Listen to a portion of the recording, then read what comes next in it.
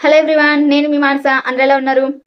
Previous క్లాస్లో మనము 6th class తెలుగుకి సంబంధించి 10th లెసన్ త్రిజట స్వప్నం లెసన్ని టెక్స్ట్ బుక్ ఎక్స్ప్లెనేషన్ తోటి క్లియర్గా ఎక్స్ప్లెయిన్ చేసేసుకున్నాం కదా. ఈ రోజు టాపిక్ ఏంటంటే దాని తర్వాత దాని కంటిన్యూషన్ 11th లెసన్ డూడు బసవన్న లెసన్ని మనం సేమ్ అలాగే టెక్స్ట్ బుక్ ఎక్స్ప్లెనేషన్ తోటి క్లియర్గా ఎక్స్ప్లెయిన్ చేసేసుకోబోతున్నాము.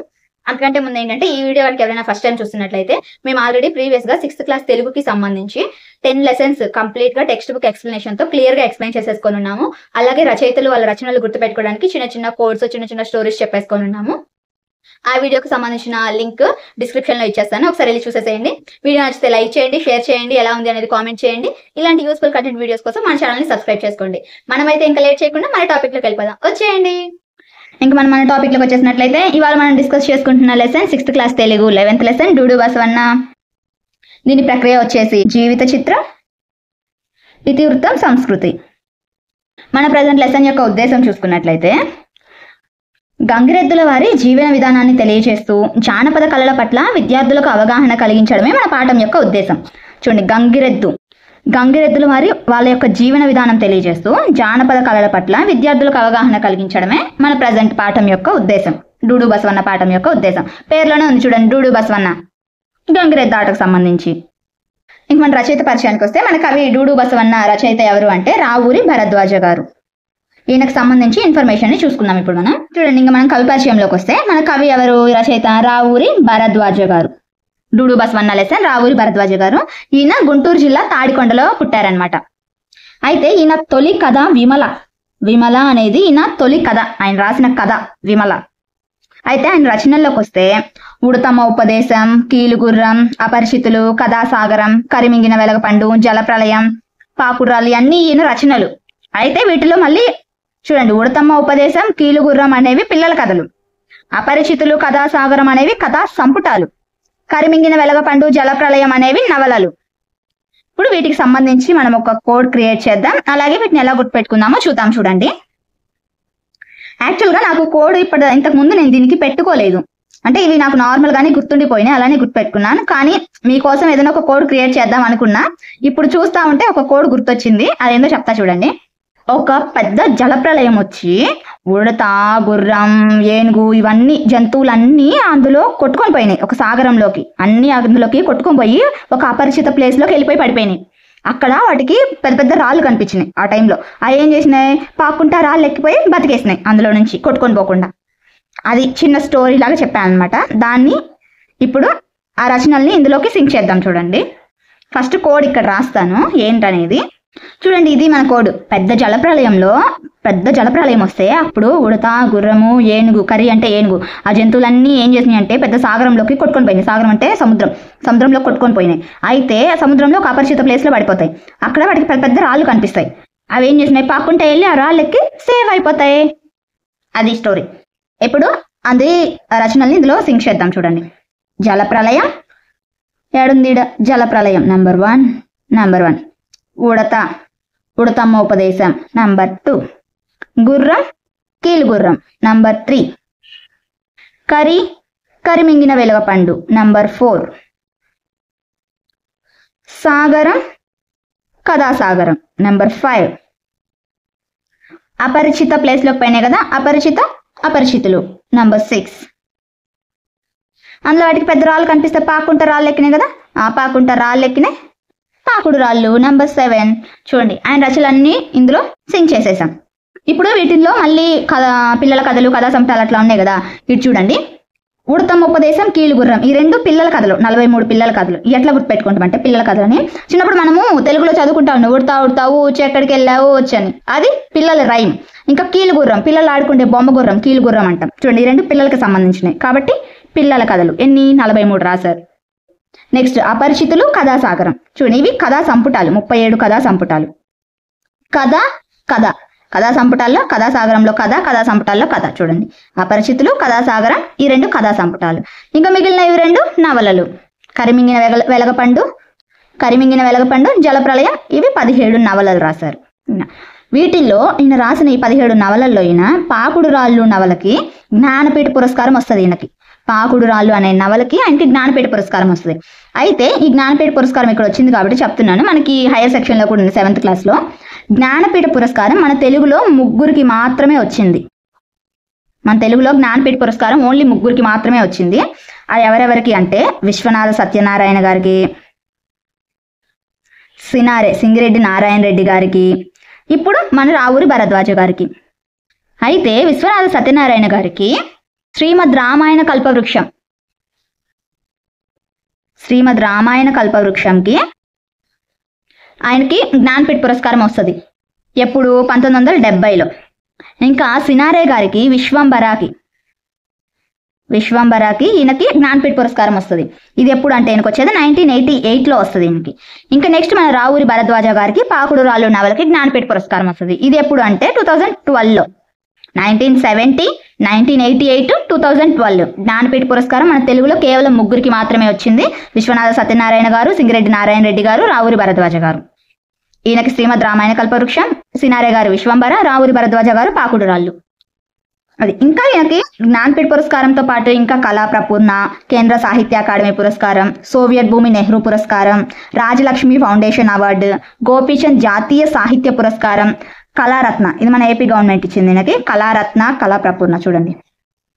అలాగే లోక్ నాయక్ ఫౌండేషన్ పురస్కారం, ఇలాంటి చాలా అవార్డ్స్ వచ్చాయి ఆయనకి. అయితే ప్రజెంట్ మన లెసన్ అనేది జీవన సమరం నుంచి తీసుకోబడింది. దూడు బసవన్న అనే లెసన్ జీవన సమరం నుంచి తీసుకోబడింది. అది యథార్థ జీవుల యథార్థ గాథల పుస్తకం. జీవన సమరం అనేది యథార్థ జీవుల యథార్థ గాథలు అనే దాంట్లో జీవన సమరం నుంచి మన డూడు బసవన్న లెసన్ తీసుకోబడింది. అది ఇంతటితో మనం కవి పరిచయం కూడా చూసేసుకున్నాం క్లియర్గా. నెక్స్ట్ చూద్దాం. ఇంకా మనం లెసన్లోకి వస్తే డూడు బసవన్న. ప్రభు గారికి దండం పెట్టు, పాదం ఉంచి దండం పెట్టు, చాటెడు గింజలు ఇస్తారంటూ చారెడు రూకలు ఇస్తారంటూ డూడు డూడు బసవన్న, డూడు డూడు బసవన్న. ఇది గంగిరెద్దు ఆట ఆడేటప్పుడు వాళ్ళు ఇట్లా పాడతారు అనమాట. ఫస్ట్ ఇల్లు ముందుకు వచ్చి గంగిరెద్దు ఆట ఆడిచేటప్పుడు ముందు ఇట్లా పాడతారు. ఇది చూడండి, రూకలు అంటే ధనం, అంటే నాణ్యాలు, డబ్బు అనమాట, నాణ్యం. ఇది చూడండి, బసవన్న, బసవ ప్లస్ అన్న, అత్వసంధి. నాగరికత రోజు రోజుకు పెరుగుతున్నది, పెరగవలసిందే. అలా పెరుగుతున్నప్పుడు కొత్త సంప్రదాయాలు, కొత్త విలువలు వస్తాయి. ఇలా రావడంతో పాటుగా పాత ఆచారాలు కొన్ని మరుగవుతాయి. మరుగవడం అంటే కనిపించకుండా పోవడం. బొత్తిగా ఆచరణకు పనికిరానివి, కాలంతో పాటు మారలేనివి, ప్రయోజనం లేనివి, మారినా కనుమరుగైనా అంతగా బాధపడదు. కానీ ఇలాంటి వాటిల్లో అంతో ఇంతో ఉండే అందచందాలు కూడా రూపుమాసిపోతున్నప్పుడే బాధేస్తుంది. చూడండి, అందచందాలు, అందమును చందమును, ద్వంద్వ సమాసం. ఇంకా రూపుమాసి అంటే రూపుమాపు అనేది ఇది ఒక జాతీయం. రూపుమాపు అనేది ఒక జాతీయం. ఇక్కడ రాస్తున్నా చూడండి, రూపుమాపు అంటే నాశనం చేయు, ఇది జాతీయం అన్నమాట. జాతీయానికే నుడికారం, పలుకుబడి.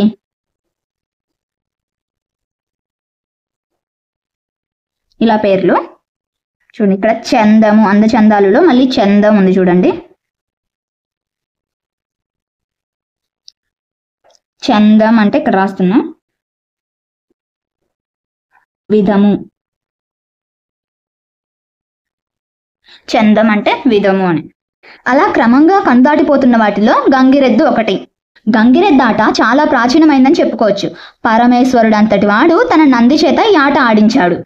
మరి మహాచక్రవర్తులు, యవన రాజులు దేశమంతా చిత్తువత్తుగా ఉన్న రోజుల్లో ఈ ఆట మరింత దేదీప్యమానంగా ఉండేదేమో. దేదీప్యమానంగా అంటే ప్రకాశవంతంగా అని.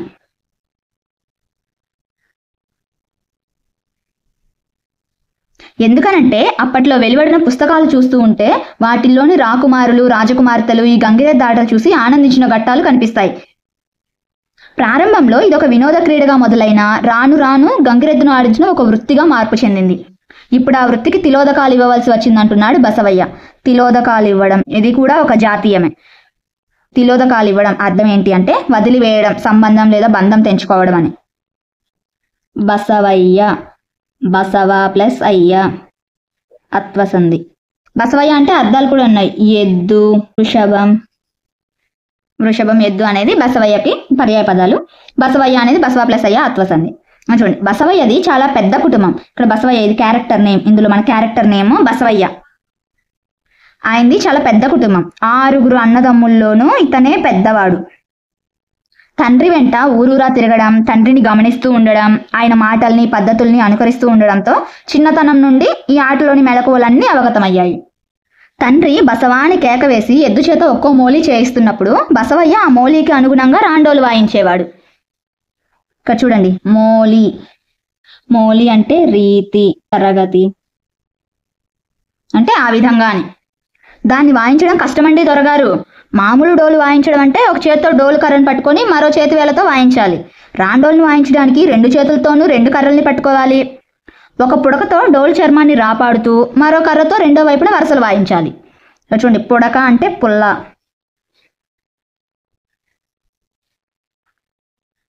నాకు ఈ పని చిన్నప్పటి నుండి తెలుసండి అన్నాడు బసవయ్య. ఈ మాటలు ఎవరు చెప్తున్నారంటే బసవయ్య చెప్తున్నాడు. తను, తన తండ్రి, తన చిన్నాన్న కలిసి అనేక వందల ఊళ్ళు తిరిగామన్నాడు బసవయ్య. తన బాబాయి శృతి పోస్తూ రాండోలు వాయించేవాడట. తను సన్నాయి వాయిస్తుంటే తండ్రి గంగిరెద్దును ఆడించేవాడు. ఆ రోజుల్లో వరకు పేదోడ కూడా ఉండేది, అది గొడ్డుమోతు గొడ్డు. ఈడు చూడండి, ఏడుగో ఈయనే మన బసవయ్య. వాళ్ళ చిన్నాన్నేమో రాండోలు అంటే ఇది. రాండోలు వాయిస్తూ ఉంటే బసవయ్య ఏమో సన్నాయి ఊతా ఉంటే వాళ్ళ నాన్నేమో గంగిరెద్దును ఆడించేవాడు. ఇదా బసవయ్య వాళ్ళ చిన్నాన్న, వాళ్ళ నాన్న. నెక్స్ట్ చూసుకుంటే పోలేరమ్మ గుడి దగ్గర, బొడ్రాయి దగ్గర గడి వేసే వాళ్ళమండి. గడి అంటే ఆ గంగిరెద్దు ఆడే స్థలం అనమాట. 200-300 మంది దాకా చుట్టూ చేరేవారు. ఎద్దు చేత రకరకాల మోలీలు వేయించేవాడు మా నాన్న. ఆ ఎద్దు ముంగాళ్ళు వంచి ముందుకు నడుస్తుంది. ముంగాళ్ళు, ముందు కాళ్ళు, ప్రాతాది సంధి. ముందుకు నడుస్తుంది, వెనక్కు జరుగుతుంది. ఒంటి కాలుతో దండం పెడుతుంది. కాదు అవును అని తలతో సైగ చేసేది. రాండోలు వాయిద్యానికి అనుగుణంగా గంతులు వేసేది, అలిగేది, కోపగించుకునేది. ఆనందంతో చిందులు తొక్కేది. కోపంతో కాలు దువ్వి తోకమట్ట ఎగబట్టి రంకెలేసేది. కాలు దువ్వడం అంటే తగువుకు సిద్ధంగా ఉండడం. ఇది కూడా ఒక జాతీయం. కాలు దువ్వు అంటే తగువుకు సిద్ధపడటం, జాతీయం ఇది. ఏ పని చేయమంటే ఆ పని శుభ్రంగా చేసేదండి అన్నాడు బసవయ్య. ఈ మాటలని బసవయ్య చెప్తున్నాడు. సాధారణంగా గంగిరెద్దుల్ని కొనడం అంటూ జరగదన్నాడు బసవయ్య. గంగిరెద్దుల్ని వాళ్ళు కొనరంట. మరి ఏం చేస్తారో చూద్దాం. తప్పుడు సుడులున్న గిత్తల్ని, పొగరమూతు వాటిని, పోట్ల కోడల్ని ఈ గంగిరెద్దులు వాళ్ళకు ఇస్తూ ఉండేవారట. ముగుదాడు వేసి మూతికి చిక్కం కట్టి కాళ్ళకు బంధాలు వేసి దాన్ని అంకెకు తెచ్చేవారట. చిక్కం అంటే దూడలకి మూతికి కడతారనమాట. అది చిన్న దూడలు మట్టి అయి తింటాయని మాకు దూడలు ఉన్నాయి, వాటికి చిక్కం కట్టేవాళ్ళు. మట్టి తినకుండా, మట్టి తింటే వాటికి హెల్త్ పాడవుతుంది అని చెప్పేసి చిక్కం కట్టేవాళ్ళు. చిక్కం అంటే ఏంటంటే మీనింగ్ తీగలతో అల్లి వాటి మూతికి తగిలిచ్చేదనమాట.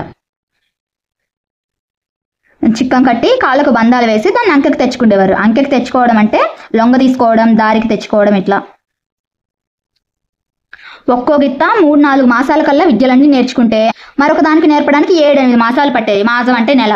ఒక్క గిత్త 3-4 నెలల్లో నేర్చుకుంటే ఇంకొకటి 7-8 నెలలు పట్టేదంట వాటికి అన్ని నేర్పించడానికి. ముందుగా వినవండి, దాన్ని సాధిలోకి తీసుకురావడం చాలా కష్టం. ఆట నేర్పేటప్పుడు కొట్టక తప్పదండి. నేర్చుకున్న తర్వాత కూడా ఒక్కోసారి మొరాయించి మా పరువు తీస్తుందండి అన్నాడు బసవయ్య. ఆ రోజుల్లో ఒక్కో ఊళ్ళో 3-5 రోజులు మకాం వేస్తుండే వాళ్ళమని, ఊరు బయట ఏ చెట్టు కిందనో ఉడకేసుకొని తింటూ ఉండేవాళ్ళమని, ఏ రైతు కొట్టం దగ్గరికి వెళ్ళినా ఎద్దు మేతకు కరువు ఉండేది కాదని చెప్పుకొచ్చాడు బసవయ్య. మక్కాం చూడండి, మకాం అంటే నివాసం. పోటీలు పడి ఆడించేవాళ్ళు బాబయ్య. పాత పంచెలు, ఉత్తరీయాలు, చొక్కాలు, చీరలు, రవికలు 3 దొరికేవి. ఉత్తరీయం అంటే కండువ.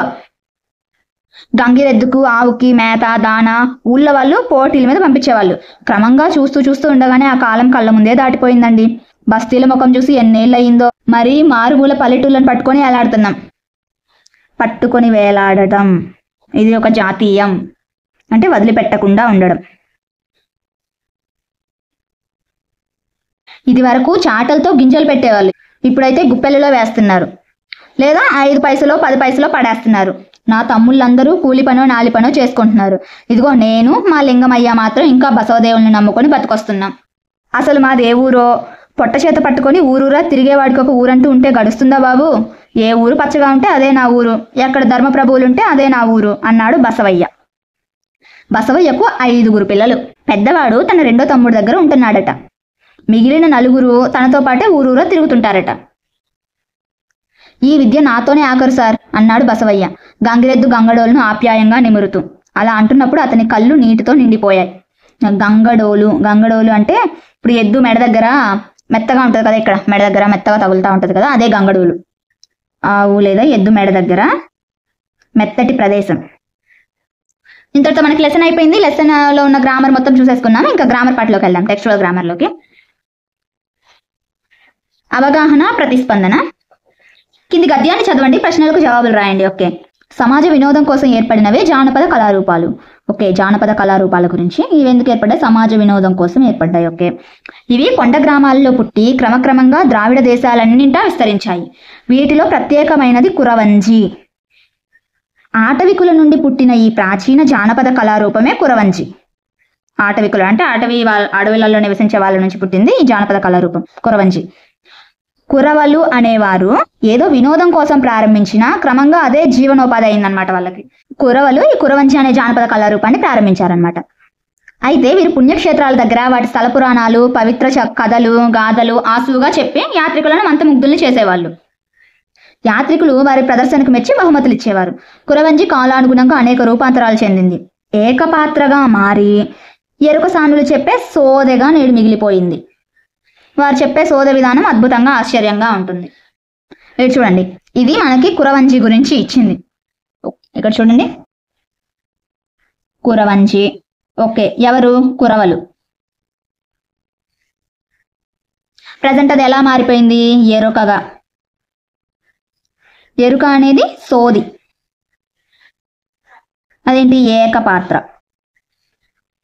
ఏకపాత్రగా ఉండే సోదెగా మారిపోయింది. క్వశ్చన్స్ చూద్దాం. చూడండి, జానపద కళారూపాలు ఎందుకు ఏర్పడ్డాయి? సమాజ వినోదం కోసం. కురవంజి ప్రదర్శనలో వేటి గురించి కురవలు చెప్పేవారు? వేటి గురించి? స్థల పురాణాలు, పవిత్ర కథలు, గాథలు. కురవంజి ప్రస్తుతం ఏ కళారూపంగా మారింది? ఎలా? ఎరుక సాన్లు ఎరుక చెప్పే సోదగా మారింది. నెక్స్ట్, భాషాంశాలు. గీత గీసిన పదాలకు అర్థాలు. ఇప్పుడు మనకు అర్థాలు కావాలి. మకాం అంటే నివాసం, మనం ఆల్రెడీ లెసన్లో చెప్పుకున్నాం. రాబర్ట్ వాళ్ళ బామ్మ నన్ను ఎప్పుడు ఆప్యాయంగా పలకరిస్తుంది. ఆప్యాయంగా అంటే ప్రేమగా. ఆప్యాయం అంటే ప్రేమ. అంబేద్కర్ ఆశయాలకు అనుగుణంగా మనం నడుచుకోవాలి. అనుగుణంగా అంటే తగిన విధంగా. కాలుష్యం ఎక్కువైతే ప్రకృతి అందాలు కనుమరుగవుతాయి. కనుమరుగవడం అంటే కనిపించకుండా పోవడం. కింది పదాలకు సమానార్థక పదాలు రాయండి. ఓకే. నదుల్లో నీరు తీయగా ఉంటుంది, సముద్రంలో జలం ఉప్పగా ఉంటుంది. ఉదకం అంటే నీరు, జలం. నాన్న అంటే తండ్రి, జనకుడు, పిత. వృషభం ఎద్దు, గోవు, ధేనువు, పాదపం. పై వాటిలో బసవయ్య అనే పదానికి సమానార్థక పదాలు. వృషభం, ఎద్దు మనం ఆల్రెడీ చెప్పుకున్నాం లెసన్లోనే. నెక్స్ట్ చూస్తే, మా విజ్ఞాన యాత్ర మాకు ఆనందాన్ని, మా ఉపాధ్యాయులకు సంతోషాన్ని పంచింది. సంతోషం, ఆనందం, సంతసం. ఇక్కడ చూసుకుంటే సంతోషం, సంతసం అనేవి ప్రకృతి వికృతులు కూడా. ఇది ప్రకృతి, ఇది వికృతి. ఓకే. కింది పదబంధాలకు విశేషార్థాలు చదవండి, వాటితో సొంత వాక్యాలు రాయండి. రూపుమాపు అంటే నాశనం చేయు, మనం లెసన్లో చూసుకున్నాం దీన్ని. పట్టుకొని వేలాడు, వదిలిపెట్టకుండా ఉండు. కాలు దువ్వు, తగవుకు సిద్ధపడడం. తిలోదకాలు ఇవ్వడం అంటే సంబంధం లేదా అనుబంధం తెంచుకోవడం. ఇవన్నీ మనం లెసన్లోనే చూసేసుకున్నాం ఎక్కడికక్కడ. నెక్స్ట్ వ్యాకరణాంశాల్లోకి వెళ్తే, కింది పదాలను విడదీసినప్పుడు వచ్చిన మార్పును గమనించండి. ఓకే. మహేష, మహా ప్లస్ ఈష. ఇక్కడ హ, ఆ, ఈ. ఓకే. ఆ ప్లస్ ఈ పరమైనప్పుడు ఏమొచ్చింది? హే, ఏ వచ్చింది. ఓకే. మహోదది, మహా ప్లస్ ఉదది. ఆ ప్లస్ ఉ. ఓ, మహోలో ఓ వచ్చింది. ఓకే. ఆకి ఊ పరమైనప్పుడు ఓ వచ్చింది.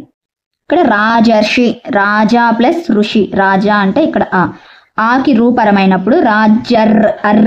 ఇక్కడ అర్. ఓకే. ఆకి రూపరమైనప్పుడు అర్ వచ్చింది. పై పదాలను పరిశీలించినప్పుడు పూర్వపదం చివర ఆ లేదా ఆ అనే అచ్చులు ఉన్నాయి. ఓకే, అవును. పూర్వపదం చివర ఇక్కడేమో ఆ, ఇక్కడ ఆ, ఇక్కడ ఆ. పరపదం మొదటి అచ్చులుగా ఈ ఊరులు ఉన్నాయి. ఎస్, ఈ ఊరు ఉన్నాయి. వాటి స్థానంలో క్రమంగా ఏఓఆర్లు ఏకాదేశంగా వచ్చాయి. అవును, ఏఓఆర్. అలాగే కింద ఉన్న పదాలను విడదీసి రాయండి. ఓకే, విడదీద్దాం. రాజేంద్ర, రాజా ప్లస్ ఇంద్ర, రాజేంద్ర. తిలోదకాలు, తిల ప్లస్ ఉదకాలు. ఆకి ఊ పరమై ఓ వచ్చింది. తిలో. మహర్షి, మహా ప్లస్ ఋషి.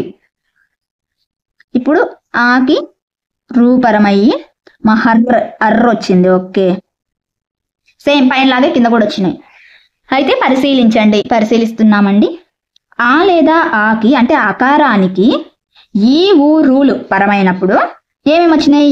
ఏ ఓ అర్. ఆకి ఈ పరమైతే ఏ వచ్చింది, ఊ వస్తే ఓ వచ్చింది, ఆ ప్లస్ రూ కలిసి అర్ వచ్చినాయి. ఇలా ఏవో అర్లను ఈ ఏవో అర్లను గుణములు అంటాం. గుర్తుపెట్టుకోండి, స్ట్రెస్ చేయాల్సిన పాయింట్ చూడండి. ఏవో అర్లను గుణాలు అంటాం. అయితే ఇలా అకారానికి, అకారం అంటే ఆ లేదా ఆ ఏదైనా కావచ్చు, వీటికి ఈ ఊరులు పరమైనప్పుడు, ఈ ఊరులు అంటే ఈ గాని ఊ గాని రూరులు గాని ఏవైనా ఈ ఆరిట్లో ఇవి పరమైతే క్రమంగా ఏవో అర్లు వస్తాయి. ఇదే గుణసంధి. ఇది గుణసంధి సంధి సూత్రం చూడండి. అకారానికి ఈ ఊరులు పరమైనప్పుడు క్రమంగా ఏవో అర్లు వస్తే దాన్ని గుణసంధి అంటాం. ఇది గుణసంధి సంధి సూత్రం. గుణసంధికి సంబంధించి ఉదాహరణలు, ఎక్స్ప్లెనేషన్ మనం చూసుకున్నాం. ఇప్పుడు ఇక్కడ చూసుకుంటే పదాలను విడదీసి సంధి పేరు రాయమన్నాడు. పరోపకారం, పరా ప్లస్ ఉపకారం. పరో ఆ ప్లస్ ఊ, ఇక్కడ ఆ ప్లస్ ఊ కలిసి ఓ వచ్చింది. చూడండి, ఆ ప్లస్ ఊ ఈజ్ ఈక్వల్ టు పరోపకారం. సో ఇదేంది? గుణసంధి. రమేష, రమా ప్లస్ ఈష, రమేష ఆకి ఈ పరమై ఏ వచ్చింది. ఇది కూడా గుణసంధి. జాతీయోద్యమం, జాతీయ ప్లస్ ఉద్యమం. ఆకి ఊ పరమై ఓ వచ్చింది, గుణసంధి. దేవర్షి, దేవ ప్లస్ ఋషి. ఆకి రూ పరమై అర్ర వచ్చింది, గుణసంధి. కింది సంధి పదాలను విడదీసి సంధి పేరు రాయండి. ఓకే, చూద్దాం. సత్యాగ్రహం, సత్య ప్లస్ ఆగ్రహం. సత్య ఆ ప్లస్ ఆ వచ్చింది కాబట్టి సవర్ణ దీర్ఘ సంధి. గిరీషుడు, గిరి ప్లస్ ఈషుడు, సవర్ణ దీర్ఘ సంధి. గురూపదేశం, గురు ప్లస్ ఉపదేశం, గురూపదేశం సవర్ణ దీర్ఘ సంధి. పితృణం, పితృ ప్లస్ రుణం, సవర్ణ దీర్ఘ సంధి. కింది పదాలను కలిపి సంధి పేరు రాయండి. శైల ప్లస్ అగ్రం, శైలాగ్రం, సవర్ణ దీర్ఘ సంధి.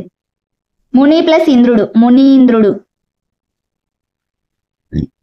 సవర్ణ దీర్ఘ సంధి. మధు ప్లస్ ఉదయం, మధుదయం, సవర్ణ దీర్ఘ సంధి. కింది ద్వంద్వ సమాస పదాలను విగ్రహ వాక్యాలు రాయమన్నాడు. అందచందాలు, అందమును చందమును, ఇది ఆల్రెడీ మనం చూసుకున్నాం, లెసన్ లో వచ్చింది. కాలు సేతులు, కాళ్ళును చేతులును. అన్నదమ్ములు, అన్నను తమ్ముడును.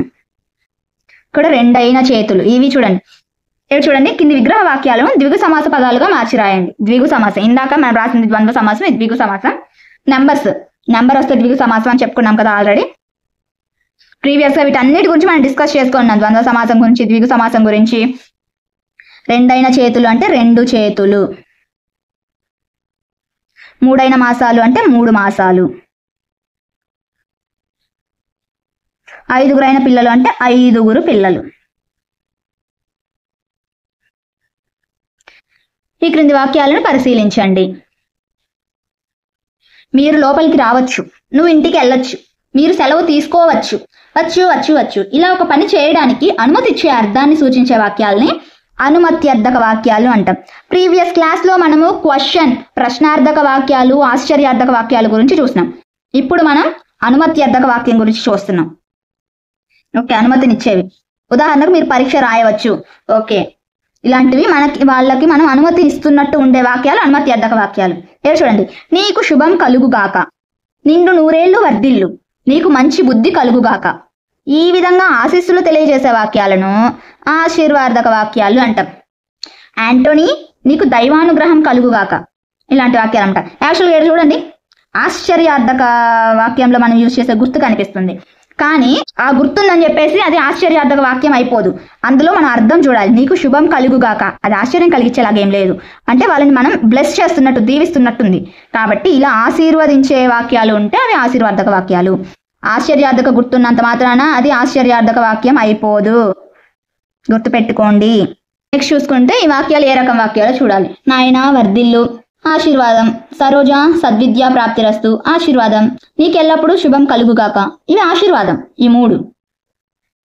రహీం నువ్వు ఇంటికి వెళ్ళొచ్చు, ఎల్విన్ నువ్వు పాఠశాలకు వెళ్ళొచ్చు, నీ ఇష్టం వచ్చిన చోటుకి వెళ్ళి రావచ్చు, ఇవి 3 అనుమతిస్తున్నాయి కాబట్టి అనుమత్యర్థక వాక్యాలు.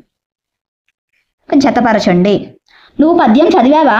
Question mark, ప్రశ్నార్థక. అల్లరి చేయకండి అంటే నిషేధం, అది అంటే చెప్తున్నాడు చెయ్యొద్దు అని. అబ్బో పువ్వు ఎంత బాగుందో, ఆశ్చర్యార్థకం, ఆశ్చర్యాన్ని సూచిస్తుంది.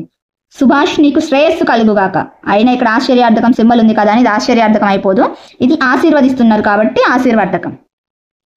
చూడండి చమత్కార పద్యం. కప్పను చూసి పాము వణికింది అని సమస్యను ఒక కవికి ఇవ్వడం జరిగింది. అయితే కప్పను చూసి పాము వనకదు కదా, ఈ సమస్యకు కవి కింది విధంగా పరిష్కారం చెప్పాడు. చూద్దాం చూడండి. అది కుప్పలు కావలి గాయగా చెప్పులు కర్రయును బూని శీఘ్రగతిన్ దా జప్పుడగుచి వచ్చేడి వెంకప్పను గని ఫణివరుండు గడగడ వణికెన్. ఇక్కడ చూడండి, కుప్పలు కావలి కాయడానికి అంటే ఇప్పుడు వరి కోతలు అయిపోయిన తర్వాత కుప్పలు వేస్తారు కదా, వాటిని కాపలా కాయడానికి చెప్పులు కర్ర వేసుకొని వేగంగా చప్పుడు చేసుకుంటా వచ్చే వెంకప్పను గని అంటే వెంకప్పను చూసి ఫణివరుండు గడగడ వణికే, పాము గడగడ వణికింది, అది దాని భావం. యాక్చువల్గా కప్పను చూసి పాము ఏం వణకదు. ఇక్కడ ఉన్న ఈ కప్ప దాని ముందు లైన్లో ఉన్న ముందు లైన్లో ఉన్న ఈ పదంతో కలిసి వెంకప్ప అయింది కాబట్టి అది వెంకప్పను చూసి పాము గడగడ వణికింది అనేది చెప్తున్నాడు అక్కడ, అందుకే చమత్కార పద్యమైంది. నెక్స్ట్ చదవండి ఆలోచించండిలోకి వెళ్తే గురి లెసన్. ఇది చూడండి, పూర్వం విదర్భ దేశం, ఇక్కడ మనం గుర్తుపెట్టుకోవాల్సింది విదర్భ దేశం, విక్రమసేనుడు రాజు, మంత్రి రాంబంటు, ఈ 3 గుర్తుపెట్టుకుంది. గురి లెసన్. పూర్వం విదర్భ దేశాన్ని విక్రమసేనుడు అనే రాజు పాలించేవాడు, ఆయన మంత్రి రాంబంటు. అయితే ఎంతో తెలివైన వాడే కాకుండా సమయస్ఫూర్తి కలవాడు మంత్రి రాంబంటు. విక్రమసేనుడు అన్ని విషయాల్లో మంత్రి సలహానే తీసుకుంటాడు. అయితే ఈయనకు రాజుకి వేటంటే చాలా ఇష్టం. సంవత్సరంలో ఏదో ఒక నెల అడవికి వెళ్ళి జంతువులు వేటాడుతూ ఉండేవాడు అనమాట. ఒకసారి ఆయన పరివారాన్ని అంతా వెంట పెట్టుకుని, పరివారం అంటే కుటుంబం, ఆయన కుటుంబాన్ని అంతా వెంట పెట్టుకొని, పరివారం అంటే కుటుంబం, రాజ్యానికి తూర్పు దిక్కున ఉన్న దట్టమైన అడవిలోకి వెళ్ళాడు. ఆయనతో పాటు మంత్రి రాంబంటు కూడా పోయిండు. అయితే అంత తిరిగిన ఒక్క జంతువు కూడా కనపల్ల. విక్రమసేనుడికి అసలు చాలా నిరాశ అనిపించింది, విసుగు అనిపించింది. ఇంకా వాళ్ళ గుడారానికి తిరిగి వస్తుండగా ఒక లేడి పిల్ల కనిపించింది. లేడి పిల్ల. విక్రమసేనుడు వెంటనే విల్లెక్కు పెట్టి గురి చూసి బాణం వదులుతాడు అనమాట. అయితే ఆ బాణం వెళ్ళి లేడి పిల్లకు తగలకుండా చెట్టుకు తగులుతుంది. ఆ ప్రమాదం పసిగట్టి ఆ లేడి పిల్ల పారిపోద్ది. అయితే భలే గురి అని ఒక సైనికాధికారి అలవాటుగా చప్పట్లు కొట్టాడు. అంటే ఈయన ఎప్పుడు గురి తప్పకుండా యాసిడ్ అనేసి ఈసారి కూడా తగిలి ఉంటుంది అనేసి చప్పట్లు కొడతాడు. అసలే కోపంతో ఉన్న విక్రమసేనుడికి ఇంకా ఈయన నెగతాలు చేస్తున్నాడు అనిపించేసి కోపం వచ్చేసింది. ఇంకా ఆ సైన్యాధికారి ఇంకా బిక్క చచ్చిపోతుంది, ఇంకా నా పని అయిపోయింది, ఇంకా నాకు సావే అనుకుంటాడు. తనకు శిక్ష ఖాయం అనుకుని గజగజా వణుకుతుంటాడు. పరిస్థితి అంతా అంచనా వేసిన రాంబంటు ఏం చేస్తాడంటే, అతను ఎగతాళి చేయడం లేదు మహారాజా, నిజమే చెప్పాడు అని అన్నాడు. మీ బాణం ఎప్పుడు క్రూరమృగాల వైపే ఉంటుంది కానీ అమాయకమైన చిన్న చిన్న జంతువులు మీరు వేటాడరు. ఆ లేడి పిల్లను పారిపోమ్మని మీరు బాణం వేశారు. మీ గురి తప్పకుండా బాణం లేడి పిల్లకు తగలకుండా సరిగ్గా పక్కనే ఉన్న చెట్టుకు తగిలింది, అదే మీలోని చాతుర్యం అని అంటాడు. దాంతో విక్రమసేనుడు కోపం పోయి సంతోషంగా నవ్వుకుంటాడు. తనని రక్షించినందుకు రాంబంటు వైపు కృతజ్ఞతగా చూస్తాడు సైనికాధికారి. అది మన పాఠం. అంటే ఇక్కడ సిచ్యువేషన్ ని హ్యాండిల్ చేయడం అనమాట. ఇందులో గురి పాఠం యొక్క థీమ్ ఏంటి, కాన్సెప్ట్ ఏంటి అంటే, ఇప్పుడు ఏదైనా ఒక సిచ్యువేషన్ ఎదురైనప్పుడు మనకి దాన్ని సమయస్ఫూర్తితో ఎదుర్కోవడం అనమాట. దాన్ని ఎలా హ్యాండిల్ చేసుకోవాలో తెలుసుకోవడమే మన గురి పాఠం యొక్క ఉద్దేశం. ఇంతటితో మనకి 11th లెసన్ డూడు బసవన్న కూడా కంప్లీట్ గా టెక్స్ట్ బుక్ ఎక్స్ప్లెనేషన్ తోటి అయిపోయింది. ఇంకా జస్ట్ ఒక్క లెసన్ నేర్చేసుకుంటే మనకి 6th class Telugu text book మొత్తం అయిపోతుంది. అదండి మరి విషయం. చూసేసారు కదా, మనం 6th క్లాస్ తెలుగులో ఉన్న 11th లెసన్ డూడు బసవన్న లెసన్ ని కూడా క్లియర్ గా టెక్స్ట్ బుక్ ఎక్స్ప్లెనేషన్ తోటి దాని వెనకాల ఉన్న గ్రామర్ పార్ట్ ని మొత్తం క్లీన్ గా ఎక్స్ప్లెయిన్ చేసేసుకున్నాము, కోర్స్ పెట్టేసుకున్నాము, అయిపోయింది. ఇంకా దీని తర్వాత ఇంకొక లెసన్ ఉంది, ఆ ఒక లెసన్ ని కూడా మనం చాలా తొందరగా నేర్చేసుకుందాం. అంతటితో మనకి 6th class Telugu text book మొత్తం కంప్లీట్ గా అయిపోయినట్టే. ఇంకొకసారి రివిజన్ చేసామనుకోండి, మొత్తం ఒకసారి ఫస్ట్ నుంచి లాస్ట్ వరకు మనకి కంప్లీట్ గా 6th తెలుగు ఒక టెక్స్ట్ బుక్ మొత్తం అయిపోయినట్టే. ఇంకా మనం మొత్తం ఎక్కడ అడిగినా చెప్పేలాగా నేర్చేసుకొని ఉన్నాము. ఆ మిగిలిన ఒక్క లెసన్ ని కూడా చాలా ఫాస్ట్ గా నేర్చేసుకుందాం, అయిపోతుంది. ఓకేనా? ఈ వీడియో కనుక మీకు నచ్చినట్లయితే లైక్ చేయండి, షేర్ చేయండి, ఎలా ఉంది అనేది కామెంట్ చేయండి. అలాగే ఇలాంటి మరిన్ని యూస్ఫుల్ కంటెంట్ వీడియోస్ కోసం మన ఛానల్ ని సబ్స్క్రైబ్ చేసుకోవడం మర్చిపోకండి. మళ్ళీ రేపటి క్లాస్ లో షార్ప్ 10 AM కి మీ ముందుంటాను. అప్పటి వరకు బాయ్, టాటా.